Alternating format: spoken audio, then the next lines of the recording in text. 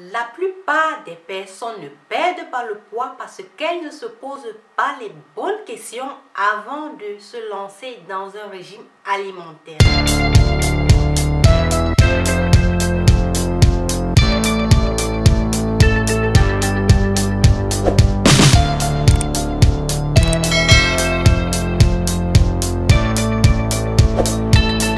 Bonjour et bienvenue sur ma routine alimentaire.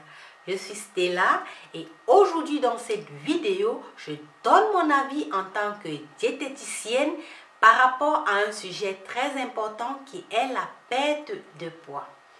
Voici 7 questions inévitables que tu devrais absolument te poser avant de te lancer dans un programme de perte de poids. Retrouver la ligne n'est pas une mince affaire. Cela demande une réelle motivation sur une longue durée et souvent des changements profonds dans vos habitudes de vie. Avant de te lancer dans un régime alimentaire, tu devrais vraiment te poser ces 7 questions. La première question que tu devrais te poser est celle de savoir pourquoi j'ai pris du poids. Pourquoi tu as pris du poids? Quels sont les facteurs ayant abouti à cet état? Il faut trouver la cause de la prise de poids pour essayer d'y remédier. Les raisons peuvent être diverses. Une mauvaise hygiène de vie par exemple, une grossesse, ou le stress, ou le manque d'activité. Avez-vous trouvé la cause de votre prise de poids? Passons donc à la deuxième question. La deuxième question que tu devrais te poser avant de te lancer dans un régime alimentaire est celle de savoir pourquoi tu veux perdre le poids. Pose-toi la question, pourquoi j'aimerais perdre le poids? La motivation doit être personnelle, car on ne se met pas au régime pour faire plaisir à quelqu'un. Comprendre les raisons qui vous poussent à commencer un régime alimentaire pour vous permettre de mieux définir vos objectifs et d'évaluer votre motivation. Quels sont donc vos objectifs? Est-ce une question de santé? Une raison médicale? Est-ce une question de bien-être? Vous aimeriez vous sentir mieux dans votre peau? Ou est-ce une question d'image? Vous souhaitez pouvoir vous habiller avec plaisir? Ou encore, est-ce une question d'hygiène de vie? Vous aimeriez retrouver votre poids d'avant? Ainsi, vous devrez être capable de définir votre objectif et répondre à ces questions. Si vous avez la réponse à ces questions, passons donc à la troisième question que tu devrais te poser avant de te lancer dans un programme alimentaire et le réussir ou le mener à bout. Venons-en à la troisième question que tu devrais te poser. C'est celle de savoir si tes objectifs sont réalistes. Pose-toi la question de savoir, est-ce que mes objectifs sont réalistes? Se fixer des objectifs est certes indispensable, mais encore faut-il qu'ils soient réalistes. Perdre 15 kilos par exemple en un mois est irréaliste et mauvais pour la santé. Vous devez demander l'avis d'un diététicien pour définir vos objectifs et perdre vos kilos sainement. Cela me rappelle un monsieur qui m'a contacté pour un suivi de perte de poids il n'y a pas longtemps. Un homme de 41 ans. Il avait 120 kilos, il était hypertendu et diabétique. Ainsi, pour des raisons de santé, son médecin lui a demandé de perdre 45 kilos et ce dernier voulait les perdre dans une période de 2 mois. Il me demande qu'il veut perdre 45 kilos dans les 2 mois à venir. Dans un premier temps, j'étais choquée, très choquée par la question. À moi de lui dire, je lui ai posé la question de savoir en combien de temps il a pris ses 45 kilos. Je suppose pendant des années. Sachez donc qu'il est impossible de perdre 45 kilos en 2 mois. C'est non seulement dangereux, mais aussi néfaste pour ta santé.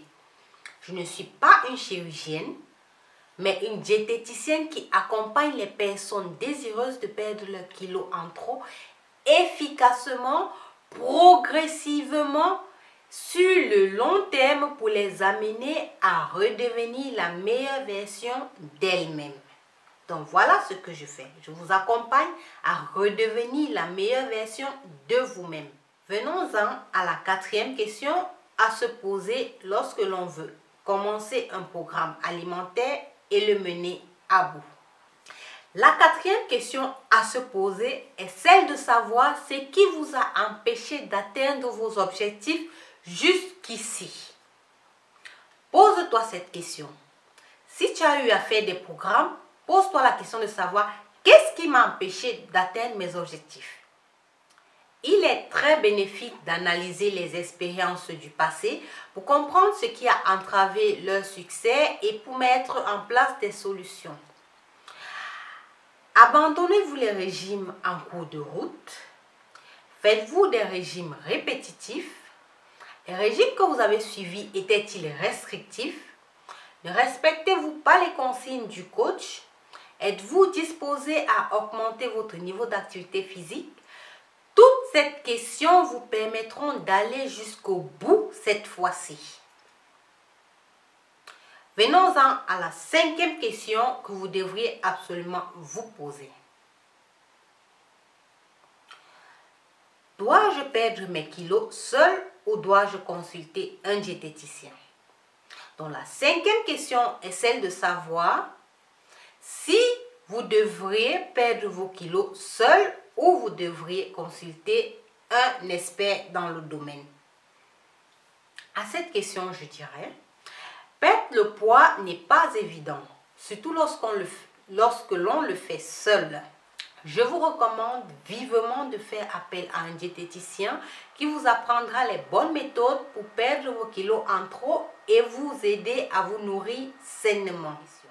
Passons à la 6e question à se poser lorsque l'on veut mener à bien un programme alimentaire. L'avant-dernière question à se poser lorsque l'on se lance dans un programme alimentaire est celle de savoir si vous êtes prêt à changer vos habitudes alimentaires. Pose-toi cette question.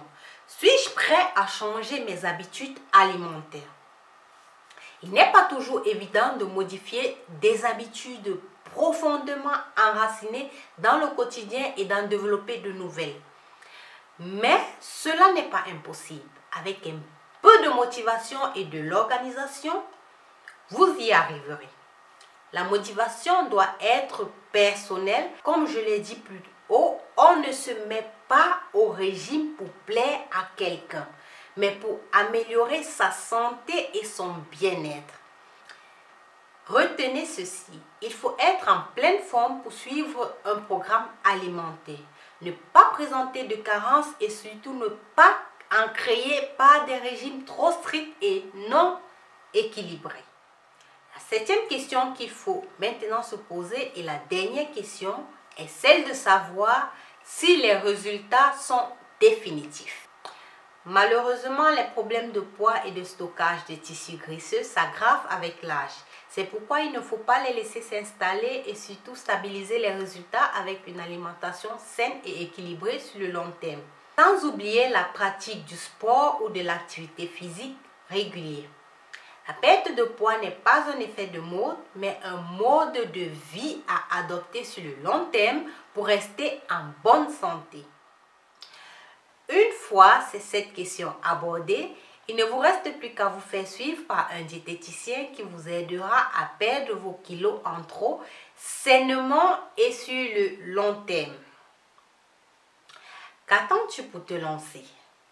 Dites-le moi en commentaire. Pourquoi aimerais-tu perdre des kilos en trop? Combien de kilos aimerais-tu perdre et combien as-tu déjà perdu? Combien de programmes alimentaires as-tu déjà fait jusqu'ici? Merci d'avoir regardé cette vidéo jusqu'à la fin. Abonnez-vous sur notre chaîne Ma Routine Alimentaire, sur notre page Facebook et sur notre compte Instagram Ma Routine Alimentaire. À bientôt pour une autre vidéo sur notre chaîne.